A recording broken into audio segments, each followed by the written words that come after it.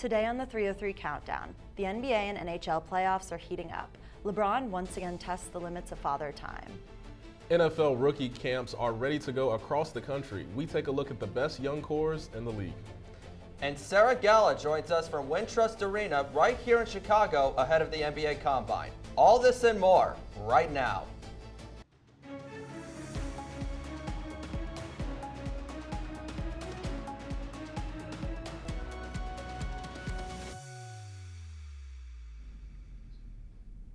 Hello and welcome to the 303 Countdown. I'm Alex Strizek. And I'm Brock Morgan. And I'm Collin O'Callahan. Houston, we have a problem, and his name is LeBron James. In his 23rd season, the 41-year-old veteran led 2 stat categories to close the series in the absence of Luka Doncic to make sure the Rockets didn't fly far, despite their late series rally, winning back-to-back in games 4 and 5. The sun set swiftly in Phoenix as the reigning champion Oklahoma City Thunder completed the sweep as the top seed set the tone early with a blowout 119-84 Game 1 win led by reigning MVP Shai Gilgeous-Alexander, who went 10 of 17 from the field and 9 of 11 from the free throw line to help overcome 17 turnovers to send the Suns packing in the final game. Orlando fell to Detroit as the Magic ran out at the end of the Game 7 stretch to complete the first comeback series win in almost 2 decades, led by Cade Cunningham, who had 32 points and 12 assists. The conference semifinals are well underway, and the mighty have fallen as the Boston Celtics squandered a 3-1 lead to the Philadelphia 76ers, only 2 years removed from an NBA championship. Boston native Collin O'Callahan has more on the NBA. Brock, you're just like the Dallas Cowboys. You just don't stop living in the past. But now it's time to move on to the second round, where 8 teams are fighting for a trip to the conference finals. Let's kick things off in the East, where the New York Knicks currently hold a 2-0 lead against the Philadelphia 76ers. Joel Embiid did not play for Philly last night due to hip and ankle injuries, and even though the team had a chance to win, Jalen Brunson and the Knicks said, not so fast. The other night, the Detroit Pistons took the first game against the Cleveland Cavaliers 111-101. Both Cade Cunningham and Tobias Harris had over 20 points, while Cleveland's 19 turnovers were just too much to overcome. Let's see if Donovan Mitchell and James Harden respond later tonight. In the West, the San Antonio Spurs and Minnesota Timberwolves are all evened up at 1 game apiece. After Anthony Edwards and the Wolves stole Game 1, the Spurs responded with a dominating win in Game 2. Game 3 in Minnesota is tomorrow night. On Tuesday night, the Oklahoma City Thunder took care of business against the Los Angeles Lakers with a 108-90 victory. Despite another 27-point performance from LeBron James, the Lakers were stymied in the second half, and OKC showed their championship fortitude thanks to an exceptional game from Chet Holmgren. The Thunder hope to take a 2-0 lead later tonight.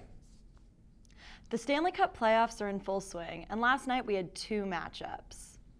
The Buffalo Sabres defeated the Montreal Canadiens at home 4-2. The victory gives the Sabres a 1-game lead in the second round of the Stanley Cup. The Sabres struck early. Josh Doan scored 4.5 minutes into the game, and the momentum continued from there. Led by Doan and Ryan McLeod, who each notched a goal and an assist, the team never fell behind. For the Canadiens, Nick Suzuki and Kirby Dach both posted 1 goal apiece. With this win, the Sabres continue their best postseason performance since 2007 when they made it to the conference finals. Moving on to the Western Conference, the Anaheim Ducks beat the Vegas Golden Knights 3-1 in Las Vegas to tie up the second round 1-1. The game remained scoreless until halfway through the second period when Bennett Seneca found the back of the net. Leo Carlsson and Janssen Harkins both scored for the Ducks in the third. The Golden Knights remained scoreless going into the last 10 seconds of the game when, with 6 seconds remaining, Mark Stone scored, preventing the Golden Knights from getting shut out at home. The chase for the Cup continues tonight as the Carolina Hurricanes take on the Philadelphia Flyers. Face-off is at 7 for Game 3 of the series, which Carolina currently leads 2-0. Don't go anywhere. There's still lots to come on the 303 Countdown. From the NBA Combine to lacrosse. You won't want to miss it. Even with the playoffs in round 2, the NBA draft is right around the corner. Before draft night arrives, prospects will have one final chance to raise their stock and prove they belong at the next level. Sarah has more. Yeah, that top choice we have to go BYU Cougar AJ Dabunsa. Just as a freshman, he averaged 25.5 points and 6.8 rebounds. He embodies everything about what it means to be the next generational player. Other potential top picks include Cameron Boozer from Duke and Darren Peterson from Kansas. What I like about physically and how polished he is on the court. Despite not turning 19 till after the draft, he's confident and acts like a leader toward his teammates. Sarah, how do you think NIL has affected the draft? I would say there's definitely been a little bit of a ripple effect when it comes to NIL in the NBA draft. Per the NBA this year, there was only 71 players that declared for the draft. This is the lowest early entrance since 2003. NBA draft expert Jonathan Giovanni even mentioned that NIL era is flipping the NBA draft on its head. We know in every sport it comes down to money, right? Players are going to go where they make the most. Sarah, can the fans go, and what can we expect? So the NBA Draft Combine goes from May 11th to 18th in Chicago, right behind me here at Wintrust Arena. You can watch on ESPN2, ESPN Plus, and on NBA TV. We can expect some shooting drills, offense and defense drills, functional movement testing, and more. This truly is a great time to see the future of the NBA and see what players step up during the Combine. This is Sarah Galla from the Wintrust Arena. Back to you guys in the studio. While NBA prospects are fighting to improve their draft stock at the Combine, college lacrosse teams know exactly where they stand. Fresh off an ACC tournament win, Virginia is looking great. Bianca Young has the latest update.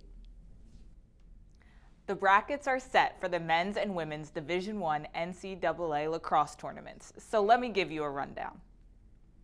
Starting with the women's side, our Northwestern Wildcats are the clear favorites, taking the 1 seed. No matter what teams are there, Martin Stadium will be hosting this year's semifinal and championship games Memorial Day weekend. Now, what team will Northwestern be facing in the championship? I'm thinking we'll see a championship rematch from last year with the defending champions, the UNC Tar Heels, coming back with a vengeance.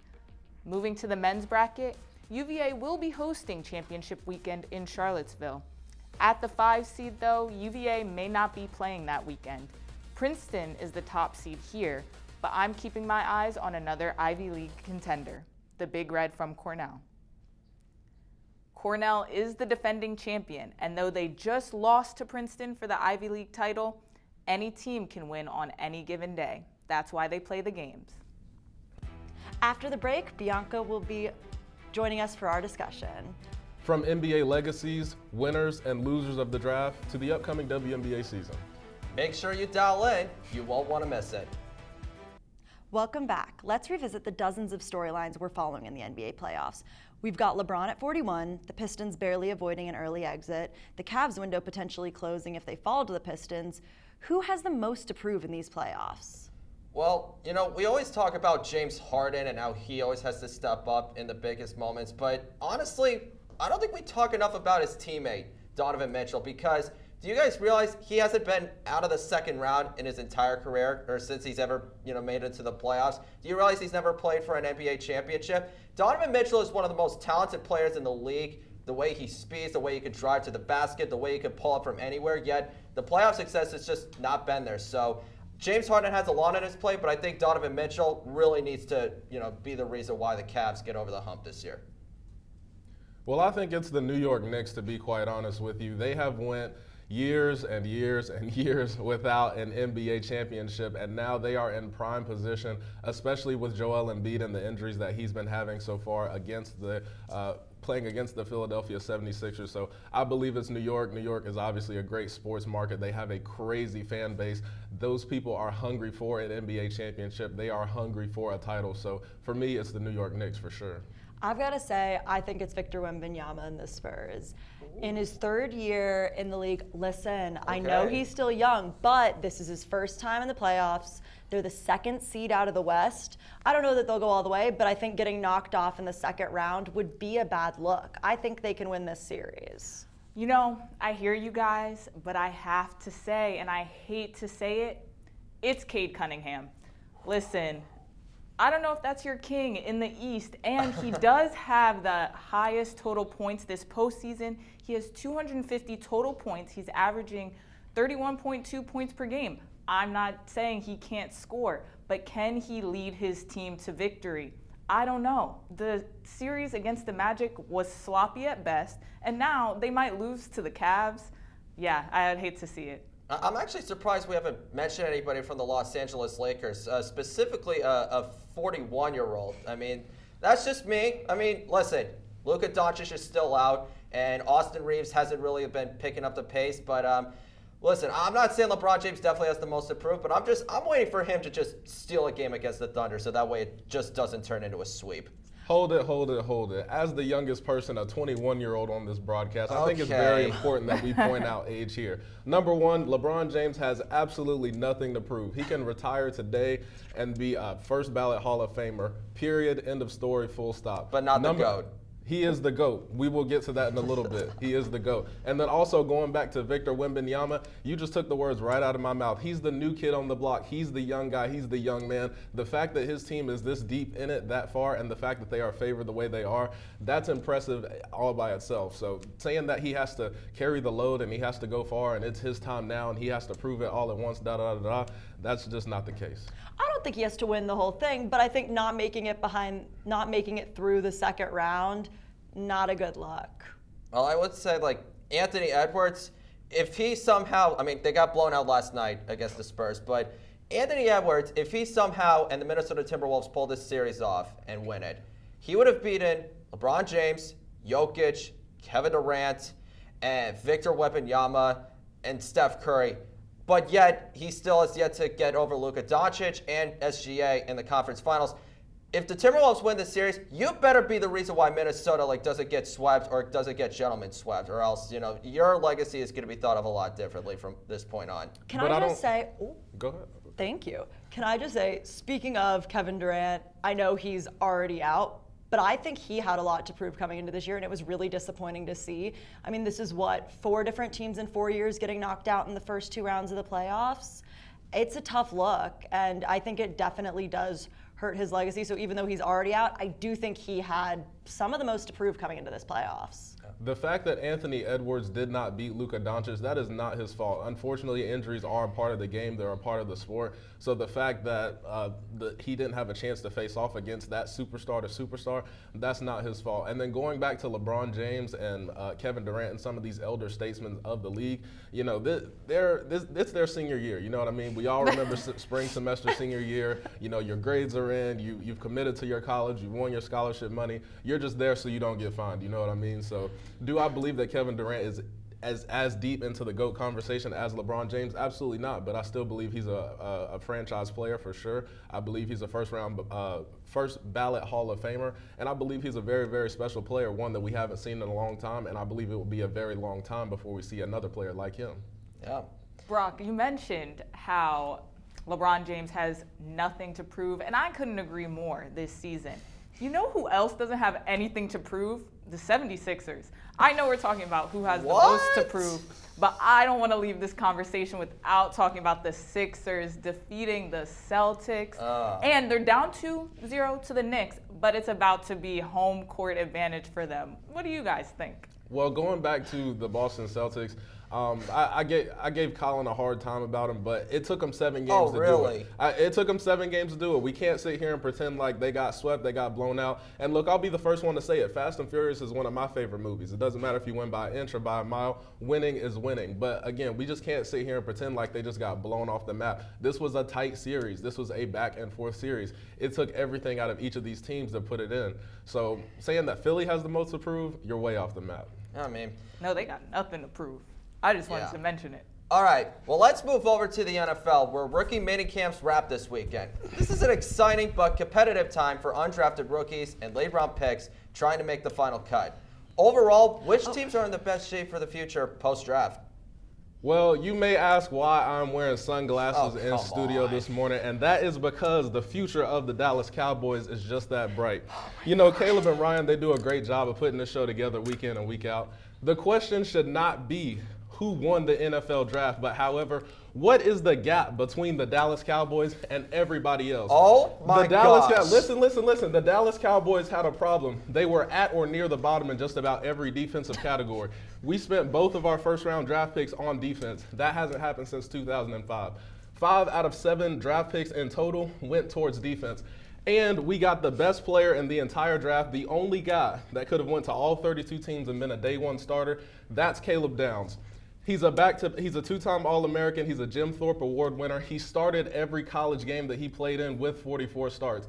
And that doesn't even begin to mention the acquisitions we've made in free agency. 3 defensive linemen, 4 DBs, including my fellow HBCU alum Kobe Durant. Christian Parker has a ton of new chess pieces to play with on defense. So again, the question should not be who won the NFL draft, but what is the gap between the Dallas Cowboys and whoever y'all want to put in second place? Bianca, you want to take this one? Yeah. I have 3 words for you. Fly, Eagles, fly. I don't care what the Cowboys are doing. Maybe they could go back to before I was born when they win a game. But the Eagles killed it in this draft this year. Clear winners, I would say. Howie Roseman's approach of best player available is just working. No A.J. Brown and his powerhouse offense, no problem for us. I'm not worried about the Cowboys at all. But I am curious to see who you guys think are the losers of this draft. Time out. Before we move on, I won't take any disrespect from the Dallas Cowboys. Is this the same Philadelphia Eagles who went 2 quarters of football and did not score a single point? I mean, come on now, what are we talking about? And I don't want to let y'all out of the woods either. Jalen Hurts, we've had some conversations about it. I get it, he's a Super Bowl MVP, he's a great quarterback. I actually did my project on him back at Howard, but that's a different conversation for a different day. Talk about it. No, I talked about him off the field. I respect Jalen Hurts, he's a good guy, I like him. But we're getting back to on the field here. There are going to be questions now that A.J. Brown is gone. You're missing a big body receiver like that, a true number 1 threat on the outside. Are you going to be able to replace him? That's going to be a big question for you guys. To say that you guys are going to win the NFC East, that's not going to happen. New York is better. Dallas is better. Jaden Daniels is back in Washington. So again, to say that Philly is just the clear winner, that it's, this is a home run hint, they're going to dominate the NFC, they're going to dominate the conference, that's just not the case. You guys are going to have to show up, strap up, have your cleats tied up tight every week, just like everybody else. So again, I'm just not going to take any disrespect, especially not by my Dallas Cowboys. Come on now. Can I just say that I think we got some great teams that have done really well in the draft, but I think for the NFL, the consensus winner has got to be the NFC East. I think all 4 teams made really good draft picks, and I know that that's going to put the 2 of you on the same side, and I'm sure neither of you are comfortable with that. But I think that the Giants had some really great picks in filling in some gaps that they were missing. They did. I think that Sonny Styles to Washington is good, and I'm from Washington. I'm a huge Jaden Daniels fan, so I'm excited to see what he does coming back off of injuries. And as someone outside of the Cowboys and Eagles rivalry, I can say that I think both of those teams did really well in the draft. I think, there are a lot of teams that maybe didn't do well or had bad press coming out of that week. Maybe one of them has a fan sitting at this table. So I have one quick thing to say. That was a good point. You made a lot of good references, things like that. But I just have one issue. I don't trust them. I do not trust the New York Giants. I don't trust Cam Scatterboo. I don't trust Jackson Dart. You got John Harbaugh. He's in a new scheme in a new city. So again, we can agree on that. It was a great point. Like I said, they will be competitive. They're not going to be front runners. They're not going to be pretenders, things like that. And I'm not even. And my man Jonah is not going to be on the broadcast today. But I would talk about the Jets if he were. Okay. Well, we're following big news in Chicago this week, and I think where the Sky. If we're transitioned to the WNBA, the Chicago Sky waived young guard Haley Van Lith and immediately filled that spot with 10-year veteran and 3-time all-defensive guard Natasha Cloud. But what are you all most excited about for the WNBA season? Well, I'll take this. Instead of the X's and O's, I'm going to go off the court. In terms of sports marketing, we talk about how sports is a product. Obviously, it's about the people. When you turn on the TV, you're watching people perform their sport. When you go to the games, you buy those tickets, you sit in the seats, you're watching people perform at that sport. So I think the WNBA is going to be a much better product because of the CBA, the collective bargaining agreement, taking team caps from $1.5 million up to $7 million. They're adding 2 new teams, so the level of competition is going to be that much higher. And also different player protections. Teams now have to consent to trading a pregnant player. There's now maternity leave and things like that. So again, I just think that the new collective bargaining agreement is going to elevate the level of competition. It's just going to enhance the product of the WNBA. So I'm most excited to see that. Yeah, and there's no doubt that players getting paid more and what they're worth will lead to better play for everyone. And so I'm so excited to see that. The rookies this year look incredible, and that Rookie of the Year award will be tight between AZ Fudd, Lauren Betts, Raven Johnson. They can all really be competitors. I think I'm most excited, though, to see Fudd and Paige Beckers back together in Dallas.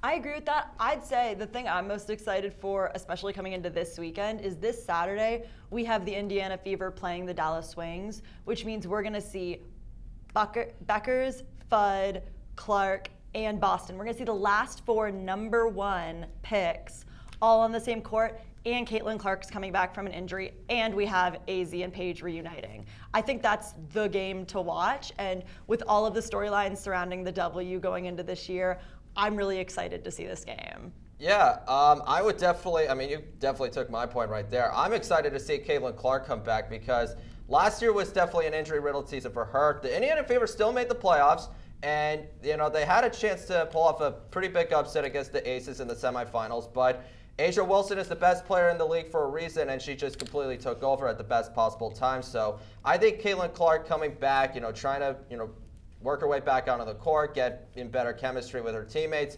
I think that's going to put the Indiana Fever over the top. But yeah, I think with the 2 new expansion teams coming up and the CBA being ratified and everybody, having a real competitive edge here, I think the season is going to be, heavily anticipated more than ever. Speaking of the 2 new teams, I'm excited to see the Toronto Tempo. I think they have a really good core, and I think they drafted well with Kiki Rice out of UCLA.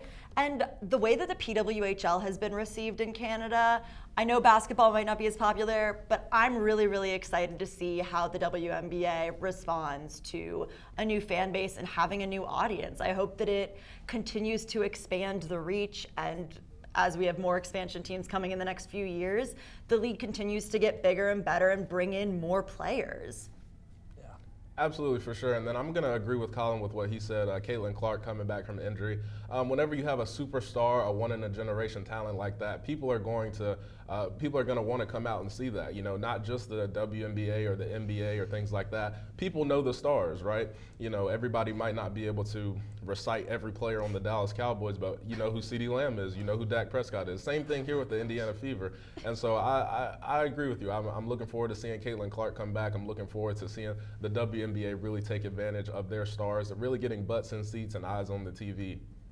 You couldn't help yourself by couldn't. including I'm the sorry. Cowboys in there. I'm sorry. Could you? It's just a little voice in the back of my head. They have one good draft, and all of a sudden they're going to the Super Bowl. It's unbelievable. Hey, you said it, not me. I didn't say that. You said but you were that. thinking it.